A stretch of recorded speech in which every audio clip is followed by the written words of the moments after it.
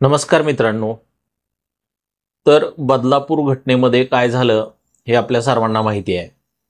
बदलापूरमध्ये 2 चिमुकल्या मुलींवरती शाळेमध्ये लैंगिक अत्याचार झाला आणि त्यानंतर लोकांच्या भावनेचा उद्रेक झाला।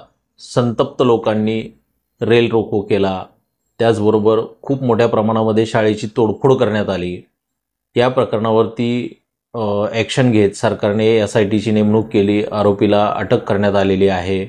त्यानंतर आरोपीवरती खटला सुरू आहे। तर आता या दरम्यान शिंदे गटाचे आमदार संजय गायकवाड यांनी एक वादग्रस्त विधान केलेलं आहे। ते म्हणतात की मुख्यमंत्र्यांचं काम काय शाळेमध्ये पहारा देणं आहे का, किंवा आरोपी ज्या वेळेला गुन्हा करतो त्यावेळेला आरोपी काय SPंना सांगून गुन्हा करतो का, मुख्यमंत्र्यांनी काय शाळेत पहारा देत बसायचं का।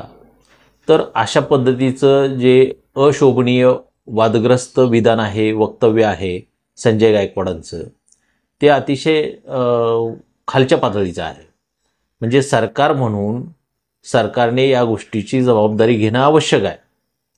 आता सरकार तुम्ही चालवत असताना पूर्णपणे जनतेच्या संरक्षणाची जबाबदारी जी असते ती सरकारची असते, हे साधं गणित आहे। तर कुठलीही घटना घडल्यानंतर त्या घटनेच्या बाबतीमध्ये सरकारवरती टीका होणं किंवा सरकारला त्याला जबाबदार धरणं हे नैसर्गिक आहे किंवा साहजिक आहे।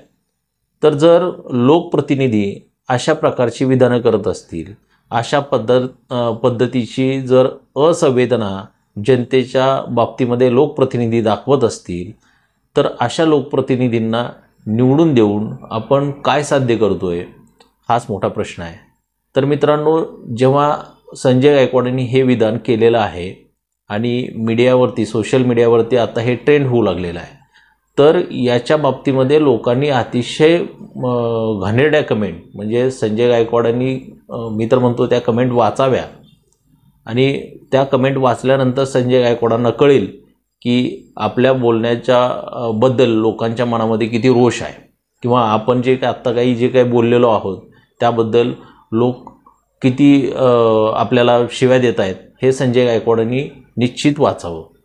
तर मित्रांनो, तुम्हाला काय वाटतं की एखाद्या जबाबदार लोकप्रतिनिधीनं अशा पद्धतीचं विधान करणं योग्य आहे का?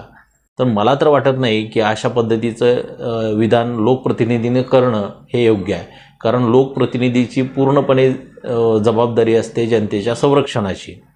जर लोकप्रतिनिधी किंवा सरकार जनतेचं संरक्षण करू शकत नसेल तर साहजिकच आहे की ते सरकार जनतेच्या कामाचं नाही आहे किंवा जनतेला ते संरक्षण देऊ शकत नाही। तर याबद्दल तुम्हाला काय वाटतं ते कमेंट करून जरूर सांगा।